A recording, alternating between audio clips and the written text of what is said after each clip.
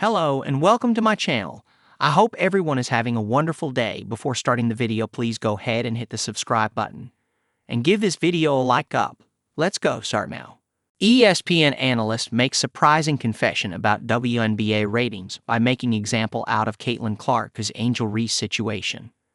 When Magic Johnson and Larry Bird first burst onto the scene in the late 1970s, no one really knew what they were witnessing. Sure, they'd already made waves in that unforgettable 1979 NCAA title game, Michigan State versus Indiana State, but the idea that these two young stars could revive a struggling NBA, that felt like a stretch. Still, against all odds, they did exactly that. One was the flashy, charismatic kid from Lansing, the other a cold-blooded shooter from the small town of French Lick. Together, they raised the game to a whole new level. By the time the 80s rolled around, you simply couldn't talk about basketball without talking about Magic and Bird. Now come to WNBA, and it feels eerily familiar.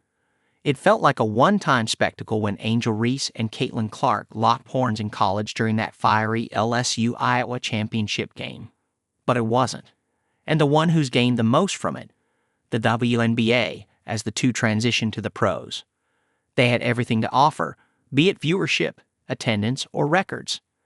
There's no more apathy. Everybody cares. But the one thing I know about sports, you need rivalry. That's what makes people watch. They want to watch games of consequence between rivals. They don't want everybody being nice to one another. Agreed the WNBA commissioner. But something makes the Clark-Reese rivalry a bit different from others. Just ask Elle Duncan. As a part of ESPN's recent analysis, Duncan shared her unique perspective on the brewing rivalry between two 2024 WNBA draft standouts. There's an acknowledgement that last year was a bit of lightning in a bottle with Caitlin Clark and Angel Reese, and some of these big names in the storyline she started off. No doubt, she's absolutely correct. It's ever since the arrival of the 2024 Rookie of the Year that the Caitlin Clark effect spread wider than ever. And it really made sense. Indiana Fever games where Clark played averaged 16,084 fans, nearly double the 8,552 for the other W games. Some teams saw attendance skyrocket when the Fever played, with the Atlanta Dream drawing 17,592 fans and the Washington Mystics drawing 20,522 fans. According to the WNBA, approximately 400,000 fans attended games in May alone, making it the highest attended opening month in 26 years. However, as per many, like sport analyst Colin Cowherd, this increased attention to W would not have come had it been just Clark or Reese alone. Their rivalry, so to speak, sort of became crucial for the league. As per Cowherd, it is the back and forth that is set to benefit the most. Last year, he even suggested that if Reese were to win the 2024 Rookie of the Year award, it would be the best thing in the world, as it would fuel debates and fan divisions. A situation where one year Clark might earn All-Star honors while Reese misses out, and another where Reese claims a championship. He implied that the league's profitability depends on this dynamic, stating, "This can't just be about Caitlin Clark. The Angel Reese dynamic here is bigger than everyone thinks." All of this growth because of the rivalry feels real, but when you monitor closely, you notice that there's something that makes it stand out. When we look at 2023, which is sort of the year they are looking at in comparison to growth, and to see if this is sustainable growth, and not just a moment, our numbers are up 40, 60, 70%, which is telling us all of these other groups are facing existential crisis as their fan bases are getting older and dying, added Duncan.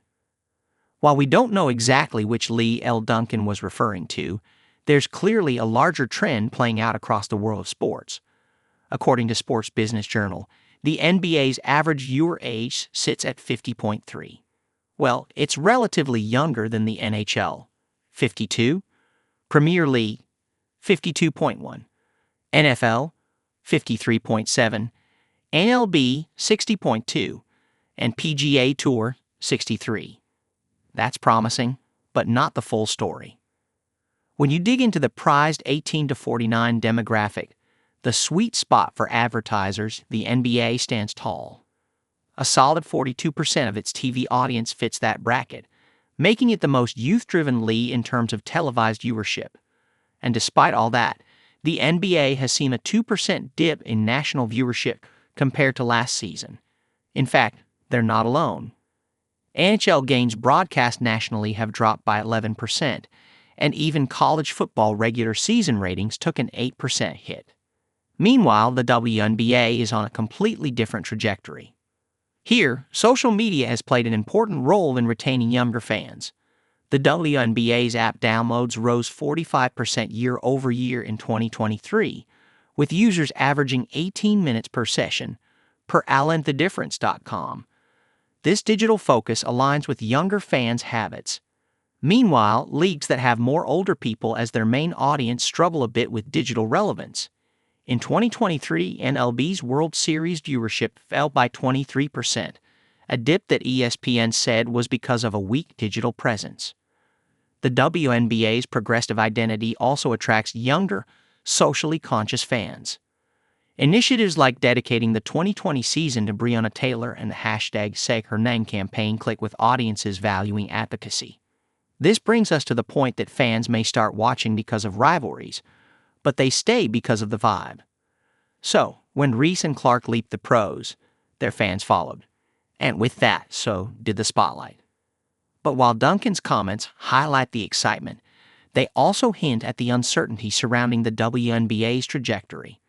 When she says lightning in a bottle, she is highlighting how the discourse is still around something that cannot be achieved every season. Can the WNBA sustain this growth without relying solely on Clark and Reese? After all, one cannot build a league around just two players. One factor that should put us at ease is that Clark and Reese have opened the door for others to shine. They have increased the overall interest in women's basketball, and there's plenty of young talent to keep the league afloat, like Bookers and Watkins. While she has always been vocal about the gains of the Caitlin Clark and Angel Reese rivalry, this is something new. She recently announced a rivalry week. Sure enough, this is a marketing strategy to gain eyeballs. And that's why even the aim of this week's scheduling is to drive ratings. All of which can only be done by reigniting old rivalries and maybe creating new ones. Who knows? The arrival of a new draft class might reflect the same scenario that happened a year before when Clark arrived. After all, we've got names like Paige Bookers in the upcoming draft. So there shouldn't be any doubt that this is a smart play. But at the same time, it's a move copy from the NBA. This past season marked the third season where the NBA held its rivalry week. It was when the New Orleans Pelicans, led by Zion Williamson, came up against Ja Morant and the Memphis Grizzlies. Though neither Williamson nor Morant played in the January 24 contest. The timing of that week is critical, because in August you start to really make that playoff push, Engelbert said. So it would be great to have those matchups during that period to drive that playoff push into September and crown a champion in October. Sponsored by Ally Financial, Rivals Week aims to boost engagement through activations like branded content and fan events, with Engelbert further noting. You can have a great partnership, but you also have to have great activation. This might present a contradiction to perhaps what Duncan was trying to say.